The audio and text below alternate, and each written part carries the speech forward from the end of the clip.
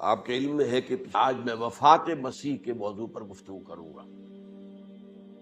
اس کے پس منظر کے ضمن میں چند باتیں آپ کو بتانا چاہتا ہوں۔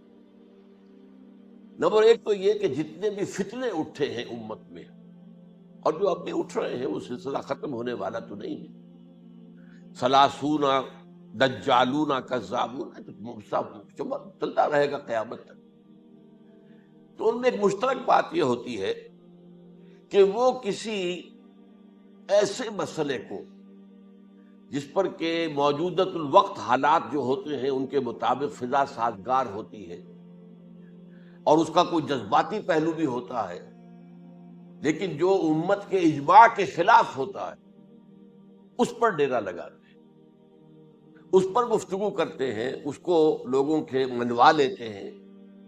اس کا نتیجہ کیا ہوتا ہے کہ چونکہ وہ چیز مجمع علیہ ہوتی ہے، امت کا اجماع ہے 1400 برس، اب اگر اس شے کو انہوں نے غلط ثابت کر دیا اپنے ذوق میں، اور عام لوگوں سے کہ جو صاحب علم نہیں ہے، کہ جو نہیں سمجھ سکتے بات کو، اسے منوا لیا، اس کا مطلب ہے کہ اب اس شخص کے معتقد ہو گئے اور اسلاف سے منحرف ہو گئے کہ یہ تو بے وقوف سے سب لوگ، یہ سارے ہمارے علماء، یہ سارے محدثین، یہ سارے مفسرین، یہ سب بے وقوف تھے، یہ بات بھی نہیں کر سکے۔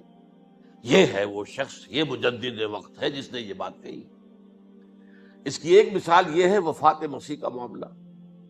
اس کی ایک مثال میں آپ کو دیتا ہوں، ایک دوسرا فطرہ، وہ بھی غلام احمد کے نام سے شروع ہوا، غلام احمد پرویز۔ وہ یتیم پوتے کی وراثت کا یہ مسئلہ لے کر کھڑا ہو گیا۔ جیسے یہ غلام احمد قادیانی وفات مسیح کا کیسے ہو سکتا ہے کہ ہمارے نبی جو ہے وہ تو فوت ہو کر زیر زمین دفن ہو گئے، اور یہ عیسیٰ جو ہے یہ آسمان پر اٹھا لیے، کیسے ممکن ہے؟ اب ظاہر بات ہے عام آدمی جو ہے مسلمان، جس کی حضور سے محبت ہے، حضور کی دل میں تعظیم ہے، عظمت ہے، عقیدت ہے، وہ اس جال میں پھنس جائے گا۔ پھر وہ اپنے دلائل کے ساتھ اس کو جو ہے وہ، اور چونکہ ماحول بھی جو میں سب عرض کروں گا کہ اس کے موافق ہو جاتا ہے اس وقت۔ غلام احمد پرویز نے کیا کہ یتیم پوتے کا مسئلہ، اب یہ اجماع ہے، اگر کسی شخص کا کوئی بیٹا اس کی زندگی میں فوت ہو جائے تو اس کا وراثت میں حصہ نہیں ہوتا، وراثت ہوتی ہے انہی میں جو اس کی موت کے وقت موجود ہو، بیٹے ہوں بیٹیاں ہوں۔ اب اگر جو فوت شدہ بیٹا ہے اس کے کوئی یتیم بچے ہیں، تو اب اس میں بڑی ایک جو ہے دلیل، اور دیکھیے جی یتیم بچے بیچارے وہ محروم ہو گئے، یتیم بچوں کا تو زیادہ حق ہونا چاہیے۔ تو یہ تو اب قانون جو ہے، اگر یہ اس پر اجماع ہے تو پھر وہی بات کہ یہ سب بے وقوف لوگ تھے، اور یہ تو بڑے سخت دل اور سنگ دل لوگ تھے جنہوں نے یہ بات گھڑ رکھی ہے۔ یہ میں نے آپ کو دو مثالیں دے دی۔ اب ظاہر بات ہے کہ جو اسلام کا قانون میراث ہے، قانون وراثت ہے، اس کی کچھ بنیادیں ہیں، اس کے کچھ اصول ہیں، ان اصولوں پر وہ کھڑا ہے، اور اس کے مطابق جو فیصلہ ہے وہ ہے۔ تو بہرحال یہ میں نے آپ کو مثال دی ہے کہ کسی ایسے مسئلے کو لے کر اس پر ڈیرا لگا لینا، مورچہ بنا لینا، اس سے اپنی عقیدت پیدا کر لینا، اسلاف سے برگشتہ کر لینا کہ یہ کوئی لوگ سمجھدار نہیں تھے، یہ بے وقوف لوگ تھے، جاہل لوگ تھے۔ اچھا، اب اسی پس منظر میں سمجھیے کہ 19ویں صدی کے اواخر میں کیا صورتحال ہندوستان میں ہو گئی تھی۔ انگریز آ گیا تھا، اور 1857 کے بعد اس کی براہ راست حکومت قائم ہو گئی تھی۔ اس سے پہلے 1757 سے 1857 تک جو بھی حکومت تھی، ایک تو پورے ہندوستان پر نہیں تھی، لیکن یہ کہ جو بھی تھی وہ ایسٹ انڈیا کمپنی کی تھی، تاج برطانیہ کی نہیں تھی۔ 1857 کے بعد حکومت قائم ہو گئی۔ اب ظاہر بات ہے کہ جب انگریزوں نے فتح کیا ہمیں، تو ہم پر روب طاری ہوا کہ نہیں؟ پھر جو زندہ قومیں ہوتی ہیں ان میں کچھ اچھے اوصاف ہوتے ہیں، ان کے اندر فرض شناسی ہے، ان میں دیانت داری ہے۔ انگریز ڈپٹی کمشنر تھا، 9 بجے کا وقت ہے تو ٹھیک 9 بجے دفتر میں موجود ہوگا۔ ہمارے لوگ جو آ رہے ہیں لیٹ آرام سے، لیکن یہ ہے کہ ان کی یہ چیزیں جو ہوتی تھی، پھر بات اگر کی ہے تو اس کو پورا کیا ہے، اس حوالے سے ان کا روب ہوتا ہے۔ اسی طور پر اس زمانے میں ایک صورت یہ پیدا ہو گئی کہ نیوٹن کی فزکس آ گئی، اور معلوم ہوا کہ یہ تو گویا کہ آسمان کی وحی سے بھی زیادہ معتبر ہے۔ سائنس سے جو بات ثابت ہو جائے بس وہ حق ہے، اور جو ثابت نہ ہو سکے وہ ایسے ہی ہے، وہ تو گویا کہ اوہام ہے، ان کی کوئی حیثیت نہیں۔ اب اس ضمن میں کیا ہوا، اس وقت جو ہے سر سید احمد خان ایک شخصیت ابھری، انہوں نے جب دیکھا کہ اسلام کی بہت سی چیزیں جو ہیں وہ سائنٹیفک جو انداز فکر ہے اس میں فٹ نہیں بیٹھتی. یہ فرشتے کس بلا کا نام ہے؟ سائنس تو نہیں بتاتی اب. لہذا انہوں نے کہا فرشتہ کوئی نہیں ہے. یہ فورسز آف دی نیچر کو فرشتہ کہہ دیا گیا. یہ جن کیا بلا ہوتے؟ کوئی جن ون نہیں ہے. وہ تو سائنس کی اس میں تو نہیں آتے، دکھائی نہیں دیتے، کوئی جن نہیں. یہ تو جو مشتعل مزاج کے لوگ ہوتے ہیں انسان، ان کو جن کہہ دیا گیا کہ وہ آگ سے پیدا ہوئے. جیسے ہم کہہ دیتے ہیں فلاں شخص غصے میں آگ بگولا ہو گیا، تو آگ تھوڑی ہو جاتا. یہ تو استعارہ ہے. اس طرح یہ جو معجزات ہیں یہ کوئی شے نہیں، ان کی بھی فزیکل توجیحات. یہ حضرت موسیٰ جب پار ہوئے اپنی قوم کو لے کر سمندر کے، تو یہ کوئی معجزہ نہیں تھا. یہ کوئی حضرت موسیٰ کی ضرب کی وجہ سے پھٹا نہیں تھا سمندر، بلکہ وہ تو مد و جزر کا معاملہ تھا. جس وقت سمندر اترا ہوا تھا، جزر میں تھا، تو موسیٰ اپنی قوم کو لے کر گزر گئے. جب فرعون آیا اپنے لشکر کے ساتھ تو سمندر مد پر آ گیا، چڑھ آیا، لہذا وہ ہلاک ہوئے. تو معجزات کا انکار، ان تمام کے اندر ایسی فضا پیدا ہو گئی تھی کہ جو عقلی اور سائنٹیفک، عقلی سے آگے بڑھ کر، ایک تو عقلی ہوتا منطقی، ایک ہے عقلی سائنٹیفک، کہ اس کے حوالے سے جو چیز اسلام کی فٹ نہیں بیٹھی. جیسے کہ آپ کہتے ہیں round peg in a square hole اور square peg in a round hole. اب اسکوئر پیگ ہے، راؤنڈ ہول ہے، تو آپ کو اس کے کونے تراشنے پڑیں گے تب وہ اس ہول میں جائے گا. لہذا انہوں نے وہ کونے تراشے، اسی کے طرز پر پھر چلے ہیں. جو آپ کو معلوم ہے علامہ مشرقی، انہوں نے بھی جب شروع کیا اپنا دھندا، تو ان کے پہلے کتابچے کیا تھے؟ مولوی کا غلط مذہب نمبر 1، مولوی کا غلط مذہب نمبر 2، مولوی کا غلط مذہب نمبر 3. چھوٹے چھوٹے کتابچے شائع کر رہے ہیں. مولویوں سے علماء سے برگشتہ کر دیے. اب معلوم ہوا کہ یہ شخص ہے مجدد وقت، یہ مولویوں کے پاس تو کچھ نہیں ہے. اسی کا معاملہ پھر وہ انکار حدیث کی شکل میں آیا، جن میں کہ ایک بڑی شخصیت جو ہے وہ غلام احمد پرویز، کیونکہ اللہ تعالیٰ نے اسے صلاحیت دی تھی، اچھا انشاء پرداز تھا، لکھنا اچھا آتا تھا، بولتا بھی اچھا تھا. تو ظاہر بات ہے فتنہ وہی شخص پیدا کر سکتا ہے جو باصلاحیت ہو. جس میں کوئی صلاحیت نہیں وہ کیا فتنہ پیدا کرے گا؟ وہ نہ دنیا میں کوئی ترقی کرے گا، نہ دین میں کرے گا، نہ فتنہ انگیزی کر سکے گا. وہ تو جیسا بھی ہے معاملہ عام معمول جو ہے لوگوں کا، جیسی بھیڑ چال چل رہی ویسے چل جائے گا. تو اس فضا میں اصل میں غلام احمد پرویز نے جو ڈیرا لگایا وہ وفات مسیح پر تھا. یہ سب غلط ہے. یہ کہ مسیح زندہ آسمان پر اٹھا لیے گئے، کیسے ممکن ہے؟ ممکن ہے یہ کوئی الہونی بات ہے؟ سائنس اس کو مان سکتی ہے؟ وہ تو اصل میں ٹھیک ہے. ان کا کہنا کیا ہے کہ مسیح کو سولی تو چڑھایا گیا تھا، لیکن وہ اس پر مرا نہیں، فوت نہیں ہوا، موت واقع نہیں ہوئی. پھر جب اس کو اتار لیا گیا تو وہ زخمی تھا، مجروح تھا، لیکن تھا زندہ. پھر اس کو غار میں رکھ دیا گیا. پھر اس کے جو معتقدین تھے انہوں نے اس کی مرہم پٹی کی، اس کا علاج کیا. پھر وہ ٹھیک ٹھاک ہو کر پھر وہ وہاں سے چلا گیا، وہاں چھوڑ گیا اپنے اس شہر کو، یروشلم کو، اور اس ملک کو، فلسطین کو. اور پھر وہ آ گیا کشمیر میں، اور کشمیر میں وہ فوت ہوا. اس کی قبر موجود ہے. کسی قبر کی کوئی پرانی بوسیدہ قبر کا نام نہیں لیا، فلاں قبر جو ہے وہ عیسیٰ ابن مریم کی. یہ ہے سارا معاملہ. اب ظاہر بات ہے کہ چونکہ ایک انسان کا زندہ آسمان پر اٹھایا جانا، وہ جو سائنسی ذہن ہے وہ اس کو نہیں مانے گا. چاہے قرآن مجید کے اندر تو خرق عادت اور بھی بہت سے ہیں. آخر اصحاب کہف 300 برس تک سوتے نہیں رہے. یہ کوئی سائنس کے حساب کتاب سے صحیح ہے؟ یا یہ ہے کہ حضرت عزیر علیہ السلام 100 برس تک مردہ رہے پھر زندہ کر دیے گئے؟ ان کا گدھا بھی زندہ کر دیا گیا جیسا کہ سورہ بقرہ میں آیا، لیکن ان کا کھانا جو ہے وہ صحیح رہا، اس کو مسا نہیں، اس میں کوئی بدبو نہیں آئی. تو واقعات ہوتے ہیں ایسے. اللہ تعالیٰ جو چاہے کرے. خرق عادت ٹھیک ہے، فطری قانون جو بھی ہے، جو لاز آف دی نیچر اللہ نے بنائے ہیں اور اس کے مطابق ہی دنیا چل رہی ہے. لیکن اللہ تعالیٰ کے ہاتھ ٹوٹ نہیں گئے، بند نہیں ہو گئے، اختیار ختم نہیں ہو گیا. میں کیا کروں؟ میں تو قانون بنا بیٹھا، اب تو میں کچھ نہیں کر سکتا. میں تو قانون بنا چکا ہوں کہ آگ جلاتی ہے. اب اگر ابراہیم کو آگ میں ڈال دیا تو میں تو نہیں بچا سکتا، اس لیے کہ قانون ہے، وہ میرا بنایا ہوا قانون. لیکن ہم یہ سمجھتے ہیں ہمارا ایمان ہے اللہ تعالیٰ جو ہے وہ قادر مطلق ہے، وہ جب چاہے اپنے ہی بنائے ہوئے کسی قانون کو توڑے. اسی کو کہتے ہیں خرق عادت. خرق کے معنی ہوتا ہے پاڑ دینا، توڑ دینا. جیسے کہ وہ سورہ کہف میں لفظ آتا ہے کہ وہ حضرت موسیٰ کو جن کے پاس بھیجا گیا تھا بزرگ کے پاس، انہوں نے اس کشتی کا جس میں وہ سوار تھے اس کا ایک تختہ پھاڑ دیا، توڑ دیا، خرقہ. تو خرق عادت، عادت سے مراد کہ عام عادی قانون، laws, physical laws, chemical laws جو بھی دنیا میں چل رہا ہے، بایولوجیکل لاز، ان کو جب چاہے اللہ توڑے اور اپنی خصوصی مشیت کا اس کے اندر اظہار کر دے. اب اس سلسلے میں جو میں نے آیات آپ کو سنائی ہیں اور اسی طرح کی کچھ اور آیات بھی ہیں، ان میں قادیانی نے اور قادیانیوں نے اصل ڈیرا لگایا ہے لفظ وفات پر. اصل میں یہ لفظ کیا ہے جو لوگ عربی زبان سے واقف نہیں، ان کو بڑی آسانی، وفات وفات وفات، یہ تو آ گیا. توفیتو، توفیتا، متوفی کا، اے موسیٰ میں تمہیں وفات دے دوں گا. اے اللہ جب تو نے مجھے وفات دے دی، تو وفات تو قرآن میں ہے.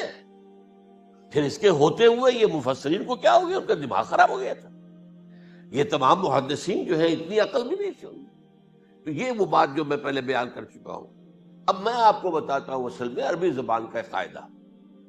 عربی زبان کے اندر ایک سے حرفی روٹ ہوتا ہے، اس سے الفاظ بنتے چلے جاتے ہیں. مختلف خانوں میں پانی ہے، پانی کو آپ نے گلاس میں ڈال دیا، کوئی اور شیپ ہو گئی. کپ میں ڈالا، کوئی اور شیپ ہو گئی. اب تشت میں ڈالا، کوئی اور شیپ ہو گئی. شیپ تو بدل جائے گی، ہے تو وہی کا وہی پانی. تو اسی طریقے سے مثلاً میں مثال دے رہا ہوں آپ کو. علم یعلم، علم، کسی شے کو جان لیا. عالم یعلم، اعلامن، کسی کو کچھ بتا دیا. علم خود جان لیا، اور عالم یعلم اعلامن، کسی کو کچھ بتا دینا. علم یعلم تعلیمن، کسی کو کوئی بات بڑی اچھی طرح ذہن نشین کرانا، بار بار دہرانا، سمجھا دینا، یہ تعلیم ہو گئی. تعلم یتعلم تعلمن، خود علم حاصل کرنا. اب علم یعلم سے عالم بنا، اور علم یعلم سے معلم بنا، اور تعلم یتعلم سے خود علم حاصل کرنا، اس سے متعلم بنا. متعلم جو کہ علم حاصل کر رہا ہے. اسی طرح استعلام، علم حاصل کرنا، کسی چیز کے بارے میں جسے ہندی میں کہتے جانکاری حاصل کر لینا، اویئرنس حاصل کر لینا. اب وہی لفظ ہے علم. اب کہیں آپ اس کے مادے کو دکھا کر اور اس کے معنی میں الٹ پھیر کریں گے تو جو شخص عربی زبان سے واقف نہیں وہ تو نہیں جانے گا اس کو. اسی طرح کی مثال ہے وفا. وفا یفی، وقا یقی، وفا یفی. اوفا یوفی ایفاءً، وفا یوفی توفیتاً، توفا یتوفا تعفن، اور استیفا. یہ اسی طریقے سے میں نے مثال آپ کو دے دی. وفا یفی کے مادے سے اس مصدر سے کوئی لفظ قرآن میں نہیں آیا، لیکن اردو میں آپ کو معلوم ہے نا، بڑا پیارا مصرع ہے. وہ وعدہ ہی کیا جو وفا ہو گیا. بھائی وعدہ وفا کرو، وعدہ پورا کرو. اس کے معنی ہے پورا کر دینا، کسی کو کوئی چیز پوری دے دینا. اور اس کے بعد اوفا یوفی، اس کے معنی بھی وہی ہے، بھرپور. اس سے بنے گا اوفو بعہدی اوف بعہدکم. یہ جو سورہ بقرہ کے 5ویں رکوع میں آیا ہے، یہودیوں تم میرے عہد کو پورا کرو تو میں تمہارے عہد کو پورا کروں گا. تم میرے عہد کو پورا کرو. میں نے تم سے عہد لیا تھا کہ جو رسول نبی امی آئیں گے، نبی رسول امی، اس کو تمہیں ماننا ہے، اس کا ساتھ دینا ہے. اوفو بعہدی، اب اس عہد کو پورا کرو. اوف بعہدکم، تو میں تمہارے ساتھ برکات خیرات جیسی پہلے رہی ابھی باقی رکھوں گا. وفا یوفی، پورے اہتمام سے پورا کر دینا، کسی کو دے دینا چیز پورے اہتمام کے ساتھ. جیسے علم یعلم، پورے اہتمام کے ساتھ درجہ بدرجہ ایک بات ذہن نشین کرنا. یوفی، اس کا جیسے وَإِبْرَاهِيمَ الَّذِي وَفَّى، ذرا اس ابراہیم کا تذکرہ کرو جس نے سارے تقاضے جو اللہ کے تھے پورے کر دیے، بھرپور. جو امتحان آیا اس میں وہ ثابت قدم نکلے. توفا یا توفا، یہ آیا کسی شے کو پورا پورا لے لینا. اب ایک ہے پورا پورا دے دینا، ایک ہے پورا پورا لے لینا، ایک ہے کسی کو علم دینا، علم یعلم تعلیما، کسی کو پورا دینا، وفا یوفی توفیتن، کسی سے علم حاصل کرنا، تعلم یتعلم تعلما، کسی سے پورا پورا لے لینا ہے، توفا یتوفی، اور اسی طرح استیفاء، کسی سے پورا لے لینا۔ یہ لفظ آیا ہے ویل للمطففین الذین اذا اکتالوا علی الناس یستوفون واذا کالوہم ووزنوہم یخسرون۔ ہلاکت و بربادی ہے ان ڈنڈی مارنے والوں کے لیے جو جب تول کر لیتے ہیں تو پورا لیتے ہیں، اور جب دیتے ہیں تو اس میں کمی کر دیتے ہیں، ڈنڈی مار جاتے ہیں۔ الا یظن اولئک انہم مبعوثون، کیا انہیں یاد نہیں رہا ہے کہ یہ دوبارہ اٹھائے جائیں گے، اللہ کے سامنے کھڑے ہوں گے، حساب ہوگا پورا پورا، پیسے پیسے کا۔ تو یہ میں نے آپ کو اس گردان سے بتا دیا کہ ایک ہی لفظ جو ہے وہ کتنے معنی دے رہا ہے۔ مادہ ایک ہے، وفا یوفی پورا کر دینا، اوفا یوفی پورا کر دینا، لیکن توفا یتوفی پورا لے لینا، استیفاء پورا لینا، اذا اکتالوا علی الناس یستوفون واذا کالوہم ووزنوہم یخسرون۔ اب دیکھیے اس میں قرآن مجید جو ہے اس کے ضمن میں سب سے جو فیصلہ کن آیت ہے وہ سورہ زمر کی ہے، اور یہ جو میں نے پچھلی مرتبہ بھی آپ سے کہا تھا، لا یاتیہ الباطل من بین یدیہ ولا من خلفہ، قرآن پر باطل حملہ آور ہو ہی نہیں سکتا، نہ سامنے سے نہ پیچھے سے۔ اب دیکھیے یہ ساری آیتیں جن میں حضرت مسیح کا ذکر ہے اور وفات کا لفظ جو ہے مختلف صورتوں میں استعمال ہوا ہے، اس میں سورہ زمر جو کہ مکی صورت ہے اس میں ہے وہ کانٹے دار آیت جس سے مسئلہ حل ہوتا ہے۔ وہ کیا ہے؟ وہ میں نے آپ کو سنائی ہے، اللہ یتوفی الانفس حین موتہا، اللہ قبض کر لیتا ہے، لے لیتا ہے نفس کو اس کی موت کے وقت، واللتی لم تمت فی منامہا، اور جس کے مرنے کا وقت نہیں آیا، مرا نہیں ہے، اس کی نیند میں لے لیتا ہے۔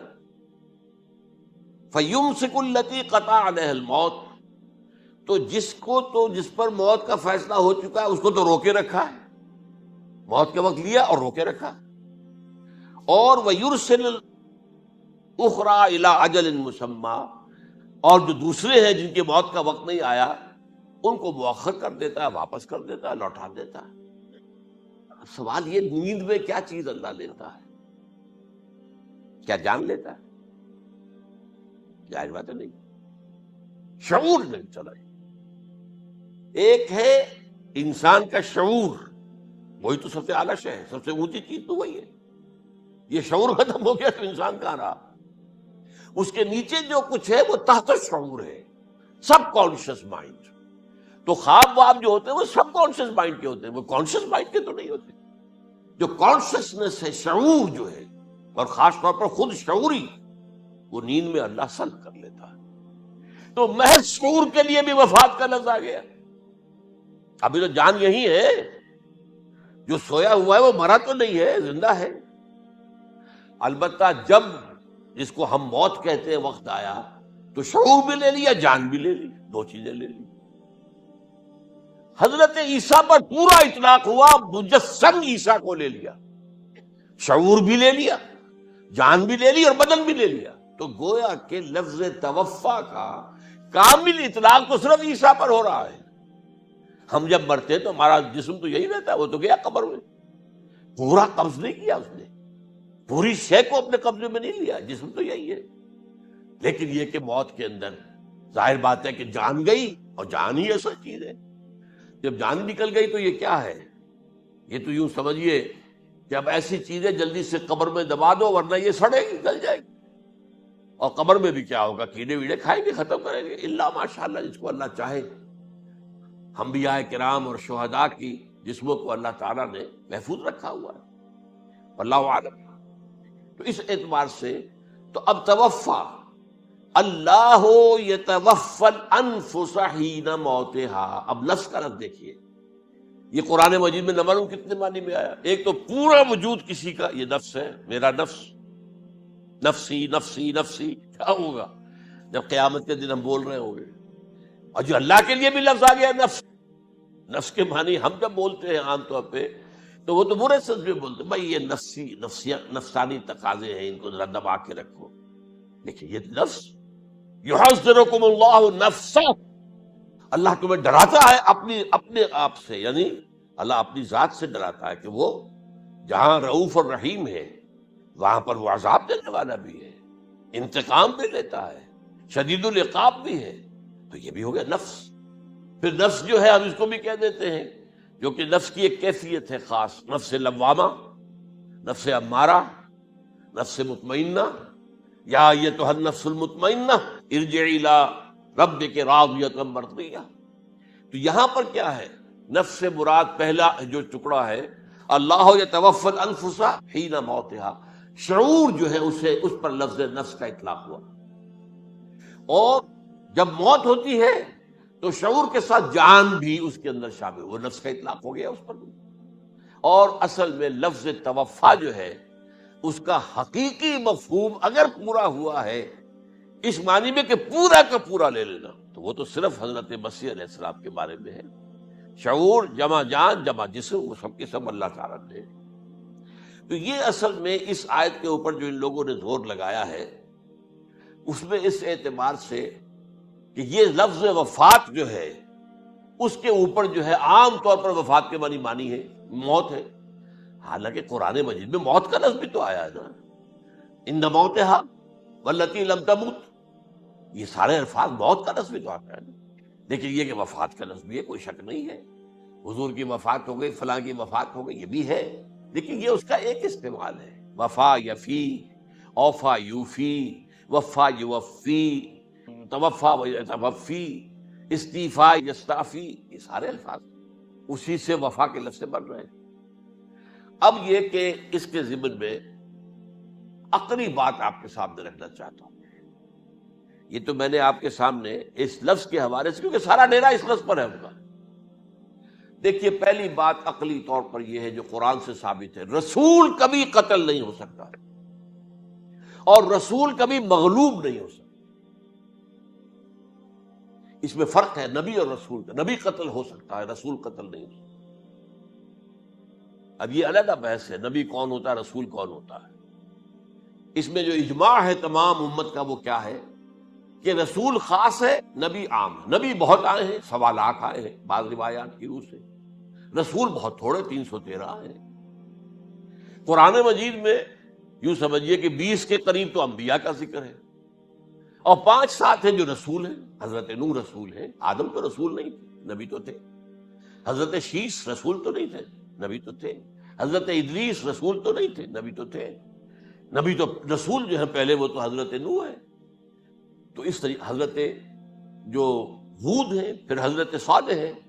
اس حوالے سے نبی اور رسول کے فرق کو سمجھیے تو قرآن کہتا ہے کتب اللہ لاغلبن انا ورسلی، اللہ نے طے کر دیا ہے، لکھ دیا ہے میں اور میرے رسول غالب آ کر رہیں گے، رسول مغلوب نہیں ہو سکتا۔ نمبر 2، وَلَقَدْ سَبَقَتْ كَلِمَتُنَا لِعِبَادِنَا الْمُرْسَلِينَ أَنَّهُمْ هُمُ الْمَنْصُورُونَ وَأَنَّ جُنْدَنَا لَهُمُ الْغَالِبُونَ۔ یہ بات ہمارے طرف سے طے کی جا چکی ہے، پہلے سے طے ہو چکی ہے، پہلے سے معین قانون ہے اپنے ان رسولوں کے بارے میں جنہیں ہم نے بھیجا ہو، رسولوں کے بارے، نبیوں کے بارے میں نہیں، کہ وہی منصور ہوں گے، ان کی مدد کی جائے گی لا محالہ، اور ہمارا جو لشکر ہوگا یعنی رسول کے ساتھ جو لوگ ہوں گے وہ اللہ کا لشکر ہے، وہ حزب اللہ ہے۔ وَأَنَّ جُنْدَنَا لَهُمُ الْغَالِبُونَ، لازماً وہ غالب ہو کر رہیں گے۔ یہ 2 چیزیں جو ہے قرآن مجید کے اندر، یہ 2 آیات نص سے قطعی ہے کہ رسول کبھی مغلوب نہیں ہو سکتا، رسول کبھی قتل نہیں ہو سکتا۔ اب عجیب بات دیکھیے سورہ آل عمران میں، کیونکہ حضرت عیسیٰ کے ساتھ حضرت یحییٰ بھی موجود ہے۔ حضرت یحییٰ حضرت مریم کے خالہ زاد بھائی تھے، حضرت زکریا کے بیٹے تھے۔ سورہ آل عمران اور سورہ مریم دونوں میں آپ دیکھتے ہیں کہ پہلے یحییٰ کا ذکر ہوتا ہے پھر عیسیٰ کا ذکر ہوتا ہے۔ یہ ہم عصر بھی تھے، لیکن یہ کہ سینئر تھے حضرت یحییٰ۔ لیکن حضرت یحییٰ کی مدح قرآن کرتے کرتے آخری بات کیا کہتا ہے، نبیم من الصالحین، لفظ رسول نہیں آیا ان کے لیے۔ اور وہیں سائملٹینیس کنٹراسٹ ہے سورہ آل عمران میں حضرت عیسیٰ کے لیے، وہ سارے ان کی مدح، رسولاً الی بنی اسرائیل، وہ رسول تھے اور وہ نبی تھے۔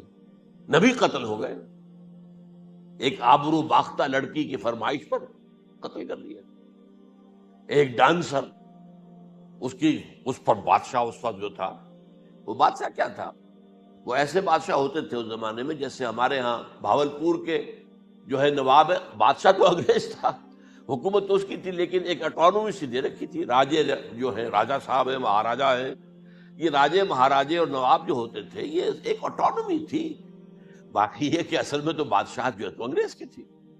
تو اسی طرح کی ایک اٹانومی جو ہے حکومت وہاں اس وقت تھی اصل میں رومیوں کی، اس کا گورنر وہاں موجود تھا پائلیٹس پونٹس، لیکن یہ کہ انہوں نے یہودیوں کو ایک مذہبی آٹونومی دے رکھی تھی، چنانچہ ہیڈرن ان کا ادارہ تھا، دارالقضاء، جہاں چوٹی کے ان کے فقہاء اور لیڈر جو تھے، ربائی، وہ بیٹھتے تھے اور فیصلے کرتے تھے۔ کسی مذہبی معاملے میں جو فیصلہ وہ کر دیتے تھے یہ ان میں معاہدہ تھا، وہ فیصلہ جو ہے وہ پھر ایگزیکیوٹ کیا جائے گا، وہ فیصلہ آخری ہوگا ان کا، وہ خود تو سزا نہیں دے سکتے، سزا تو گورنر دے گا، لیکن یہ کہ اگر ہیڈرن جو ہے ان کا جو وہ ہے ادارہ ٹاپ کا، وہ اگر سزا دے دے، سلا دے، تو گورنر کو وہ سزا دینی پڑے گی، یہ ان کا طے تھا معاملہ۔ تو اس نے حضرت مسیح علیہ السلام کو مرتد قرار دیا، جو ہیڈرن ان کا سب سے اونچا ادارہ تھا۔ تو اس اعتبار سے ان کو جو ہے، لیکن جیسا کہ میں بتا رہا تھا کہ حضرت عیسیٰ رسول تھے، وہ قتل نہیں ہو سکتے تھے، مغلوب نہیں ہو سکتے تھے، لیکن حضرت یحییٰ نبی تھے، ان کو وہی جو اس وقت کا جو یہودیوں میں سے جو بادشاہ تھا نام کا، جو ہیروڈ اینٹیپاس، یوں سمجھیے کہ اس نے کچھ بہت حرام کاری کی ہوئی تھی، شاید اپنے بھائی کی کسی بیوہ کو، وہ مجھے ایگزیکٹلی یاد نہیں ہے، بغیر اس کے کہ وہ عدت پوری ہو، پھر نکاح ہو، اسے اپنے گھر میں ڈالا ہوا تھا، اور اس کی جو لڑکی تھی اس کے اوپر بھی عشق آ گیا تھا، آپ کو دل آ گیا تھا، شادی بھی کرنا چاہتا تھا اس سے، اور اس کا ڈانس تھا، اس پر کہا مانگو کیا مانگتی ہو۔ تو اس نے کہا، اس لیے کہ حضرت یحییٰ جو ہے تنقید کرتے تھے بہت کہ یہ تم کیا حرام کام کر رہے ہو، تم نے جس طریقے سے جس عورت کو گھر میں ڈالا ہوا ہے تم گناہ کر رہے ہو، تم شریعت کے خلاف کام کر رہے ہو۔ اس کو کہا تھا یو ڈاٹر آف سن، اس لڑکی کو کہا تھا تم جو کہ گناہ کی بیٹی ہو، اور وہ ناراض تھے، وہ ملکہ بھی جو تھی اس وقت تھی، اور یہ اس کی بیٹی بھی بہت ناراض تھی۔ تو انہوں نے کہا، مجھے وعدہ لے لیا کہ دیکھو جو کہہ رہے ہیں، جو مانگوں گی ماننا پڑے گا، ہاں مانگوں گا، مجھے یحییٰ کا سر چاہیے۔ ایک دفعہ تو وہ کانپ گیا، اسے اندیشہ تھا کہ اگر یحییٰ کو میں نے قتل کر دیا تو یہودیوں کے اندر ہو سکتا بغاوت ہو جائے، لیکن پھر اس نے پھر تانا دیا، تم کیسے بادشاہ ہو، اپنا وعدہ پورا نہیں کرتے۔ پھر انہوں نے کہا ٹھیک ہے، حکم دیا، اور وہ جیل میں تھے پہلے سے ہی، وہاں گیا اور جو ہے ان کا سر قلم کیا، لا کے پیش کر دیا۔ تو نبی جو ہے جن کی بڑی مدح ہوئی ہے سورہ مریم کے اندر، جب آپ پڑھیں گے تو ان کی شان جو ہے، لیکن نبی تھے، صرف رسول نہیں تھے۔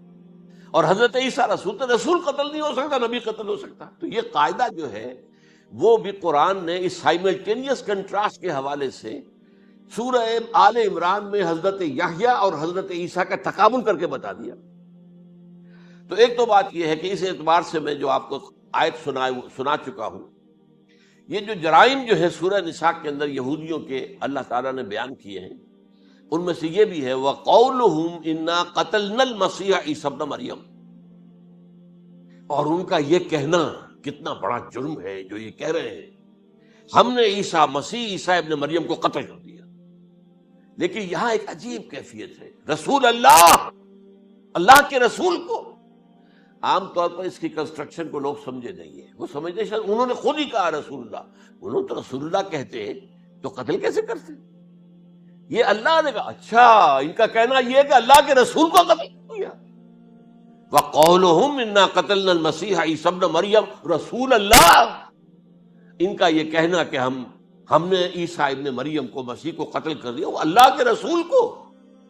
وَمَا قَتَلُوهُ وَمَا صَلَبُوهُ، انہوں نے نہ اسے قتل کیا، نہ سولی پہ چڑھایا، ولیکن شبہ لہم، بس مشابہت پیدا کر دی گئی ان کے لیے، شبہ میں ڈال دیا گیا ان کو۔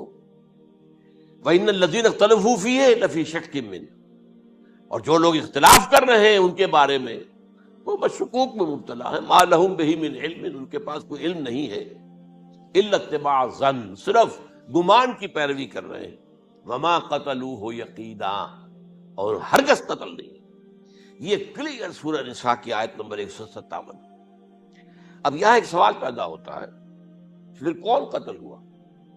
واقعہ تو ہوا ہے، سولی کا واقعہ ایک ہسٹوریکل واقعہ ہے، پھر کون صلیب پہ چڑھا؟ حضرت عیسیٰ تو صلیب پر نہیں چڑھ سکتے، اس لیے کہ صلیب کی موت کو سمجھا جاتا تھا بہت ذلت کی موت ہے، بہت حقارت کی موت ہے، بہت ملعون موت ہے۔ تو جب عیسیٰ مغلوب نہیں ہو سکتے تو صلیب پہ کیسے چڑھا دیے جائیں گے؟ قتل ہونا تو بعد میں ہوگا نا، پہلے تو آپ صلیب پر لٹکائیں گے اس کو نا، تب وہ جب مرے گا تو کہیں گے قتل بھی ہو گیا، ہم نے قتل کر دیا۔ صلیب کیا ہوتی تھی یہ معلوم ہے آپ کو؟ ایک لمبی لکڑی، ایک جو ہے ٹرانسفرس آ جائے گی اس کے اوپر، اور اس میں سے یہ ہے کہ اس کے دونوں، ایک شخص کے جو ہے دونوں ہاتھ وہ نیل کر دیے جاتے تھے، یہ جو اوپر جو ہے کراس کا جو نشان ہے وہ کیلیں ٹھوک کر لگا دیے گئے، اور پاؤں دونوں جو ہے وہ پیروں کے اندر کیلیں ٹھوک کر وہ اس لمبی لکڑی کے ساتھ جو نیچے سے آ رہی ہے اس میں لگا دیا۔ اب وہ بلیڈنگ ہو رہی ہے، اس کا جو حال ہے پتلا ہو رہا ہے، اس کا رفتہ رفتہ سسک سسک کر مرتا ہے نا، اسی لیے اسے کہتے ہیں بڑی ملعون موت ہے۔ ایک ہے آپ نے پھانسی دی کسی کو، ایک جھولا جھولتا ہے اور گیا، ختم ہو گیا۔ آج کل تو کیا ہوتا ہے، کرسی پہ بٹھایا، ذرا کرنٹ چھوڑا اور گئے صاحب، وہ ٹیکا لگایا پتہ ہی نہیں چلا، اور پیٹ ٹیکے کے ساتھ آدمی مر گیا۔ تو یہ بھی ہوتا ہے، لیکن یہ کہ بدترین موت جو ہے صلیب کی موت۔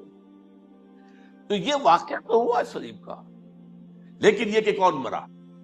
اب دیکھیے عیسائیوں کا کہنا کیا ہے، عیسیٰ صلیب پر چڑھے، وہاں فوت ہو گئے، مر گئے، پھر انہیں نکالا گیا، ایک قبر میں رکھ دیا گیا، لیکن قبر وہ جو تھی اس طرح نہیں تھی زمین میں کھودی ہوئی، بلکہ ایک پہاڑ کے اندر ایک چھوٹا سا کھو تھا، غار سی وہاں رکھ دیا گیا، لیکن وہاں سے وہ زندہ ہو گئے۔ اگلے دن جب لوگ آئے تو دیکھا وہ قبر تو خالی ہے، عیسیٰ کہاں گئے؟ وہ زندہ ہو کر آسمان پر اٹھا لیے گئے، اور آسمان پر جانے سے پہلے وہ اپنے حواریین سے ملے بھی تھے، کہا میں زندہ ہوں۔ یہ ہے ان کا عقیدہ، اور اس کے بعد یہ بھی عقیدہ ہے کہ دوبارہ آئیں گے، قیامت کے قریب آئیں گے، یہ بھی عقیدہ۔ ہمارا عقیدہ کیا ہے؟ نہ سولی پر چڑھے نہ قتل ہوئے، بلکہ اللہ نے انہیں اٹھا لیا، بل رفعہ اللہ الیہ، اللہ تعالیٰ نے انہیں اٹھا لیا۔ جیسے کہ آتا قرآن میں، یا عیسیٰ انی متوفیک ورافعک الی، اے عیسیٰ میں تمہیں قبض کر لوں گا، قبضے میں اپنے لے لوں گا اور اپنی طرف اٹھا لوں گا، رافعک الی، یہ قرآن مجید کا قول ہے۔ البتہ یہ ہمارا بھی عقیدہ ہے کہ وہ دوبارہ آئیں گے، وَإِنَّهُ لَعِلْمٌ لِّلسَّاعَةِ، وہ قیامت کی ایک عظیم ترین نشانی ہوں گے کہ جب وہ آئیں گے، اور اس کے بعد جو ہے یا جو اینٹی کرائسٹ ہوگا، کہ جو کہ جھوٹا عیسیٰ ہوگا، جھوٹا دعویٰ کرے گا، جسے کہ مسیح الدجال کہا گیا، اس کے ساتھ مقابلہ ہوگا، اسے قتل کریں گے، اور تمام یہودی اس کے بعد قتل ہو جائیں گے، جو بھی اس وقت تک کفر پر قائم رہیں گے۔ اگر ان میں سے کوئی اس وقت حضرت عیسیٰ پر ایمان لے آئے تو وہ شاید بن جائے۔ بہرحال یہ ہے یہود، ان کا جو ہے قادیانیوں کا وہ عقیدہ کیا ہے، سولی پر تو چڑھا، گویا کہ ذلت والی بات تو ہو گئی، مغلوب تو ہو گیا، قرآن کی نفی اس پہلے کیوں، وما صلبوہ وما قتلوہ، تو گویا کہ سولی پر چڑھ گیا تو وہ بدترین جو ہے تکلیف، مصیبت، مشقت وہ ساری تو آ گئی، مغلوبیت تو آ گئی، لیکن یہ کہ اس کے بعد کہتے ہیں مرا نہیں، وہ ابھی وہ سسک ہی رہا تھا کہ اتار دیا گیا۔ اس کے بعد اس کے جو شاگرد تھے، حواری تھے، انہوں نے مرہم پٹیاں کی، پھر وہ ٹھیک ہو کر چلا گیا کہیں اور، ہجرت کر گیا اپنی قوم سے جو ان کے خیال میں کشمیر ہے، اور یہاں آ کر وہ اپنی طبی موت مر گیا۔ بات اللہ اللہ ختم ہوا بات۔ ہم کیا کہیں، ہم تو صرف یہ کہتے رہے ہیں، 1300 برس تک ہم نے یہ کہا ہے کہ ہمارا ایمان ہے قرآن پر کہ ان پر نہ صلیب دیے گئے نہ قتل ہوئے، انہیں اٹھا لیا گیا۔ کب اٹھایا یہ ہمیں معلوم نہیں تھا، کس مرحلے پر اٹھایا یہ ہمیں معلوم نہیں تھا، پھر سولی پر کون چڑھا یہ ہمیں معلوم نہیں تھا، لہذا کسی تفسیر میں آپ کو نہیں ملے گا، کہیں نہیں، نہ قرآن میں ہے، نہ حدیث میں ہے، نہ کسی تفسیر میں۔ یہ تو پچھلی صدی کے دوران جو پوپ کی لائبریری ویٹیکان میں، اس سے ایک نسخہ برآمد ہوا، انجیل برنباس۔ اب یہ بھی آپ کو معلوم ہونا چاہیے کہ انجیلیں 104 تھیں، جن میں سے 4 جو ہے سلیکٹ کی گئی ہیں۔ 100 انجیلیں اور ہیں جنہیں وہ اپوکریفل کہتے ہیں، غیر مستند انجیلیں، اپوکریفل۔ اور یہ ہے کینونیکل، قانونی، یہ ہے کہ جو مستند ہیں 4۔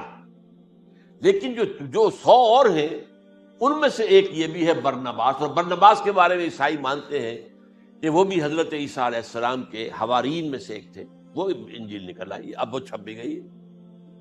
کراچی میں ایک ادارہ ہے، خاص طور پر باوانی جو سیٹ ہیں ان کا بنایا ہوا ادارہ ہے، تو وہی چھاپتے بھی ہیں۔ ایک زمانے میں تو کافی تقسیم بھی کر رہے تھے، اب مجھے معلوم نہیں۔ اس نے سارا قصہ بیان کیا۔ قصہ کیا ہے؟ بہت دلچسپ قصہ ہے، پوری تفصیل سے۔ ایک شخص جو کہ حضرت مسیح کے حواریین میں شامل ہو گیا، وہ تھا جیوڈاس اسکیریوٹ۔ یہ شخص اصل میں تھا ایک زیر زمین تنظیم وہاں چل رہی تھی، زیلوٹس، انڈر گراؤنڈ موومنٹ، تاکہ ہم رومنوں کی حکومت یہاں سے ختم کریں اور اپنی پوری حکومت اور آزادی حاصل کریں۔ ان میں سے یہ بھی تھا، ان کا سرگنا تھا برابس، برابا ڈاکو سے کہا جاتا ہے، برابس۔ ظاہر بات ہے کہ قانون شکن تھا تو ڈاکو ہی تھا۔ اچھا، ان میں سے یہ شخص جو ہے، اس نے جیوڈاس نے حضرت عیسیٰ کے معجزے دیکھے بہت، اور اتنا یقین ہو گیا اسے کہ یہ شخص جو ہے عیسیٰ، یہ ایک مرتبہ اگر رومیوں پر لعنت بھیج دے، کرس کر دے، تو رومی ختم ہو جائے۔ لیکن ان سے کئی دفعہ جو ہے پھیر ڈال کر، ہیر پھیر کے ساتھ کوشش کی گئی کہ رومیوں کے خلاف وہ کوئی جو ہے وہ لعنت ملامت کر دے، وہ نہیں کرتے تھے۔ یہ ایک علیحدہ بات ہے، کیوں نہیں کرتے تھے، یہ اس وقت میرا موضوع نہیں ہے۔ منہاج عیسوی کیا تھا، منہاج موسوی کیا تھا، منہاج محمدی کیا تھا، ان میں فرق ہے۔ لِكُلٍّ جَعَلْنَا مِنْكُمْ شِرْعَةً وَمِنْهَاجًا، سورہ مائدہ میں آیا ہے۔ تمام رسولوں کے لیے ہم نے ایک ایک منہاج، ایک ایک شریعت علیحدہ علیحدہ دی ہے۔ بہرحال منہاج عیسوی کچھ اور تھا، تو یہ نہیں کہتے تھے۔ اب اس نے کیا کیا کہ وہ اپنے ڈاکو سرغنے سے اجازت لے کر ان کے حواریین میں شامل ہو گیا، اعتماد حاصل کیا، اور بار بار کوشش کی کہ یہ بددعا دے دیں، رومیوں کو نہیں دی۔ اب اس نے سوچا کہ انہیں اگر ذاتی طور پر تکلیف پہنچے گی تو زبان سے کلمہ نکل ہی جائے گا نا، کوئی لعنت کا۔ اس نے پکڑوایا حضرت عیسیٰ کو، کیونکہ جب یہ فیصلہ ہو گیا تھا ان کے قتل کا، ہیڈرن جو ہے ادارہ وہ دے چکا تھا، اس کا فتویٰ تھا یہ واجب القتل ہے، یہ مرتد ہے، لہذا اس کو قتل کر دیا جائے۔ اور یہ فیصلہ جو ہے وہ رومی گورنر تک پہنچایا جا چکا تھا۔ رومی گورنر نے یہاں تک کہا، یہ سینٹ جو متی کی انجیل ہے اس میں موجود ہے، بھائی ہمارے پاس تو اس کا کوئی جرم نہیں ہے، ہمارے ہاں کوئی ایسی بات اس کی نہیں ہے جس سے کہ ہم اسے واجب القتل قرار دیں۔ ان کا نہیں، ہمارا حکم ہے، ہمارا فیصلہ تمہارا طے ہے کہ مذہبی معاملے میں کوئی فیصلہ ہمارا ہوگا تو تمہیں جو ایگزیکیوٹ کرنا ہوگا۔ بہرحال اس وقت حضرت مسیح روپوش ہو گئے گرفتاری سے بچنے کے لیے۔ ایک باغ میں تھے وہ، وہاں پر رات کے وقت انہوں نے اپنے حواریین کے ساتھ لاسٹ سپر کہتے ہیں اس کو، لاسٹ سپر، کھانا کھایا، آخری کھانا تھا۔ اور اس کے بعد اس نے فرمایا، آج کی رات تم میں سے ایک میرے خلاف غداری کرے گا۔ یہ کہہ کر حضرت مسیح تو ایک کوٹڑی میں چلے گئے، جو ہوتی ہے باغ کے اندر، کوئی کھرپے ورپے جو ہے، کوئی وہاں پہ کسیاں رکھی ہوئی، تو اس میں خود جا کر عبادت میں مصروف ہو گئے۔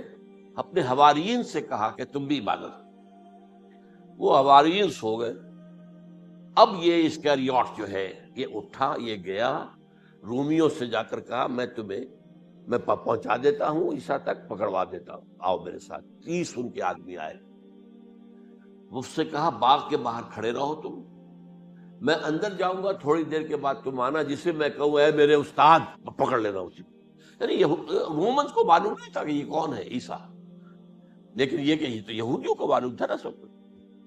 ہوا کیا کہ وہ جب اندر آیا ہے اور کوٹھڑی میں داخل ہوا، اسی وقت اس کی شکل بدل دی گئی حضرت مسیح کی، شبہ لہم، مشابہت پیدا کر دی گئی، شبیہ بدل دی گئی، اور چھت پھٹی، 4 فرشتے اترے اور حضرت مسیح کو لے کر آسمان پر چلے گئے۔ تو گرفت باہر آیا وہ، تو جیسے ہی وہ یہ باہر آیا وہ باقی ہماری جان جان گئے، اے ہمارے استاد، اسی وقت جو ہے وہ رومی داخل ہو گئے تو پکڑ لیا۔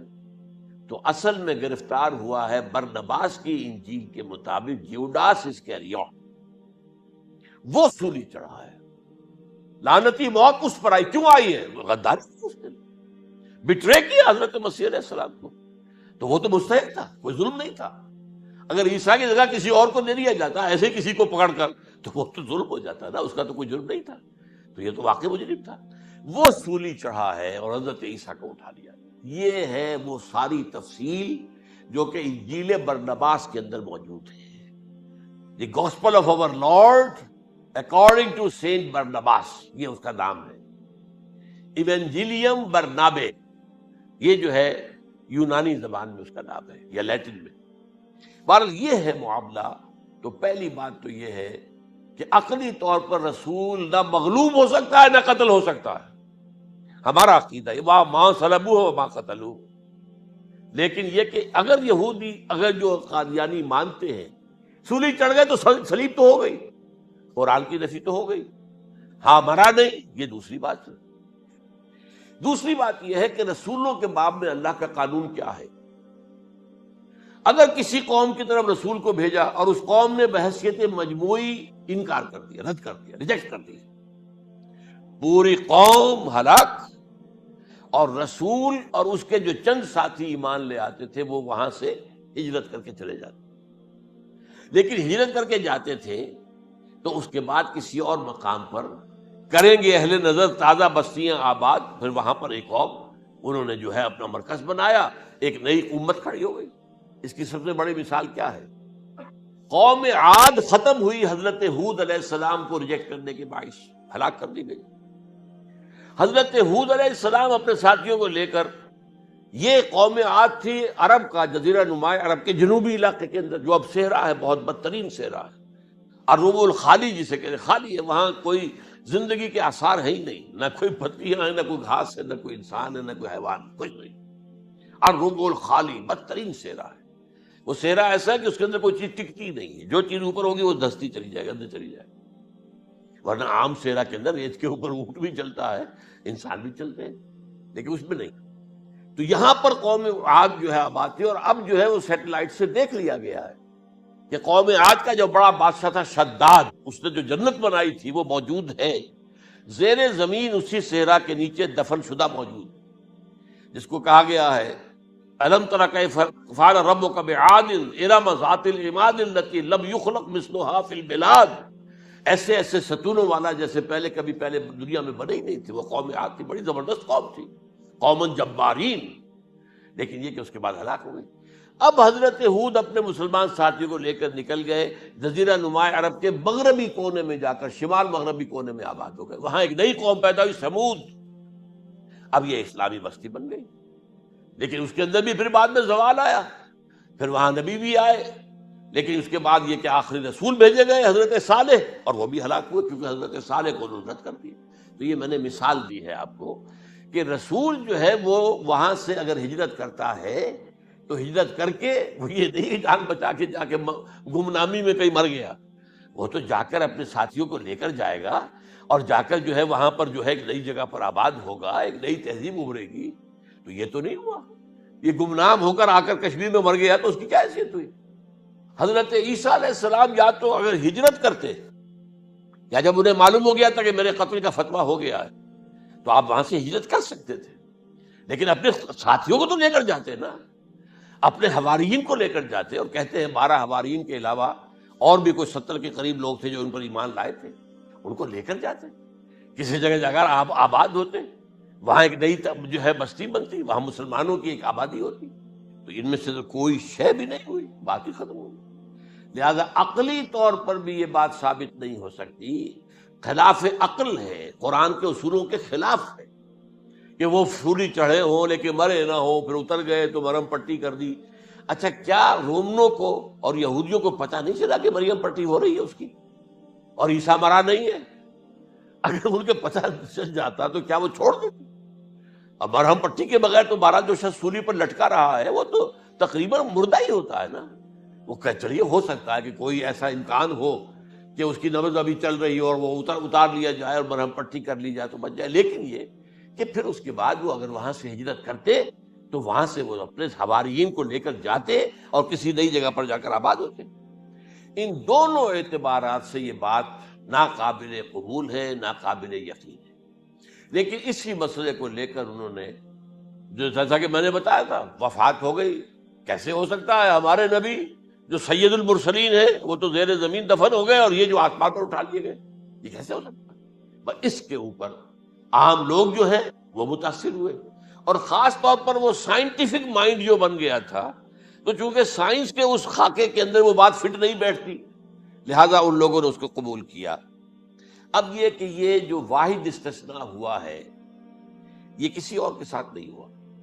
ویسے حضرت مسیح کی پوری شخصیت مستثنیٰ ہے، بن باپ کے تو کوئی اور رسول پیدا ہوا ہی نہیں، نہ نبی پیدا ہوا۔ پھر وہ معجزے جو حضرت مسیح کو ملے کسی نبی کو نہیں ملے۔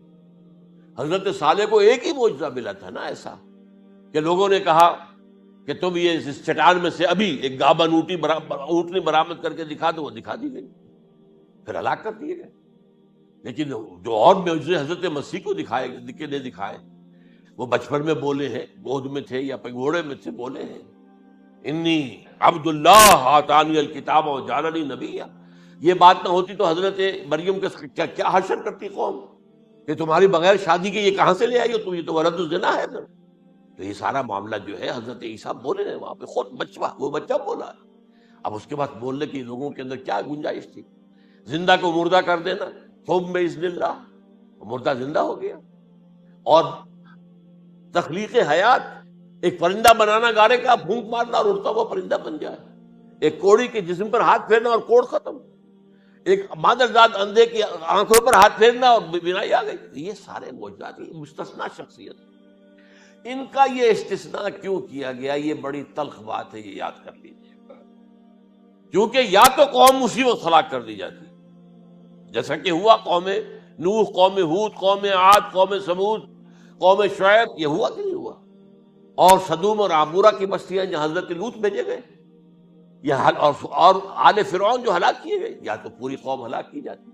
نہیں، یہ یوں سمجھیے کہ اس پورے معاملے کو درمیان میں سے ایک وقفہ دے دیا گیا، حضرت عیسیٰ کو اٹھا لیا گیا، اور حضرت عیسیٰ دوبارہ آئیں گے۔ یہ کیوں کیا گیا؟ اب اس میں بڑی تلخ بات آپ سے کہہ رہا ہوں، یہ آپ کے لیے قبول کرنا آسان نہیں، حلق سے نیچے اٹھنے کی مشکل سے۔ اس قوم کو زندہ رکھا گیا ہے جو ملعون اور مغضوب علیہم قوم ہے۔ سب سورہ فاتحہ میں مفسرین لکھتے ہیں ضالین، یہ نصارہ ہیں، اور مغضوب علیہم یہ یہودی ہیں۔ اور قرآن کہتا ہے لعن الذین کفروا من اہل الکتاب علی لسان داؤد وعیسی ابن مریم، لعنت کی گئی ایک ملعون اور مغضوب قوم کے ہاتھوں آخری امت محمد، اور اس کا بھی بہترین حصہ، اس پر عذاب ان کے ہاتھوں آئے گا۔ عربوں پر عذاب یہودیوں کے ہاتھوں، اس لیے ان کو بچایا گیا۔ یہ میں نے کئی دفعہ واقعہ سنایا، مولانا اصلاحی صاحب بتایا کرتے تھے، کیونکہ وہ راجپوت تھے، یو پی کے راجپوت، مشرقی حصے کے، کہ ہمارے ہاں کوئی نوجوان اگر کوئی بڑی گری ہوئی حرکت کرتا تھا تو اس کے سر پر چمار کے ذریعے، چمار کے ہاتھوں جوتا لگوایا جاتا تھا۔ اگر راجپوت کے سر پر راجپوت کا جوتا گرا تو چلو تکلیف تو ہوئی، لیکن یہ کہ راجپوت کا جوتا گرا ہے نا، پڑا ہے، لیکن راجپوت کے سر پر چمار کا جوتا، جس کو آپ انگریزی میں کہتے ہیں to add insult to injury, وہ تکلیف بھی ہے جوتا کھانے کی، اور انسلٹ ہے کہ ایک چمار مار رہا ہے۔ یہ امت سب سے خیر امت ہے، کنتم خیر امت اخرجت للناس۔ اس کے لیے عذاب بھی بدترین آئے گا، اور کن پر آئے گا؟ اس امت کا جو اصل نیوکلیس ہے عرب، جس کے بارے میں حضور کی حدیث موجود ہے ویل للعرب، عرب کے لیے بہت بڑی ہلاکت۔ اور آج ہماری نظر میں آ رہا ہے وہ ملعون اور مغضوب علیہم قوم، ان کے سینے کے اندر خنجر کی طرح بھونکی گئی ہے، اور 30 کروڑ کے قریب عرب بے حمیتی، بے غیرتی، بزدلی، کمزوری، ذلت، مسکرت کی مثال بنے ہوئے۔ کوئی بول سکتا ہے اس اسرائیل کے خلاف؟ کوئی بول سکتا ہے؟ 30-35 لاکھ آدمی ہے اسرائیل کے اندر یہودی، اس سے زیادہ تو امریکہ میں 50 لاکھ کے قریب، کل 1.25 کروڑ آدمی ہے یہ یہودی پوری دنیا کے اندر. لیکن دیکھیے جو چاہتا کرتا ہے. جب چاہا اس نے عراق کے ایٹمک انسٹالیشن کو تباہ کر دیا، اور سعودی عرب کی فضا میں اس کو فیول کیا ہے انہوں نے، دوبارہ ریفیولنگ جو ہوئی ہے ان کے جہازوں کی، وہ سعودی عرب کی فضا میں ہوئی.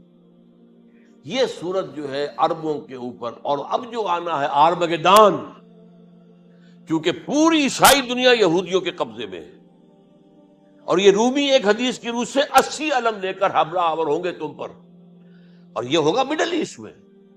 کیا آپ کو معلوم ہے پوری دنیا میں کہا جا رہا ہے 3rd ورلڈ وار جو ہونے والی ہے وہ مڈل ایسٹ میں ہوگی.